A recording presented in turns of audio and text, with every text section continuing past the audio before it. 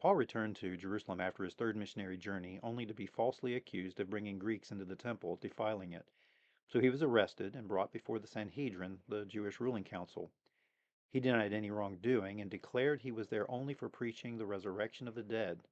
At this, there was a chaotic uproar among the Pharisees and Sadducees because they greatly disagreed about the resurrection.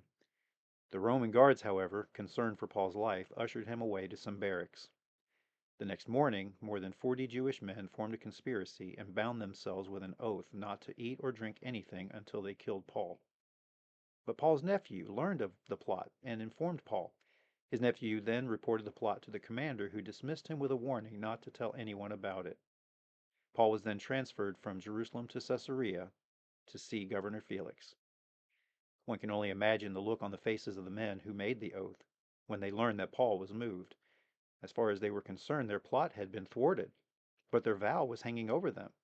Do they keep the vow, or do they abandon it?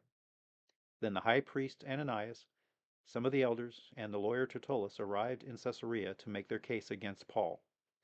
The men again became excited, thinking, yeah, now we got him. Their leader even told them, don't worry, boys, dinner is going to be served up soon. Paul's not getting out of this one. And laughter erupted. But then Paul stood up and made his case. Felix did not make a decision about Paul, but kept him in custody, occasionally listening to Paul telling him about Jesus. Festus then succeeded Felix as governor, so Paul spoke to him as well. But when Festus was going to let him go, Paul appealed to have his case heard before Caesar. Festus declared, you have appealed to Caesar you will go. King Agrippa, after listening to Paul for himself, also determined he had done nothing deserving death or imprisonment. But Paul had appealed to Caesar. And then the men who made the oath were shocked at what they saw next. There was Paul on a boat, ready to leave for Rome.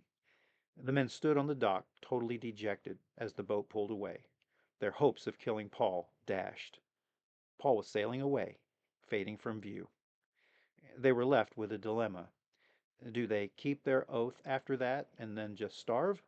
Or do they retract it and eat? The book of Acts never reveals what happened to the men. Well, I mean, it's obvious that was 2,000 years ago and clearly they died. But did they die of starvation because of their oath?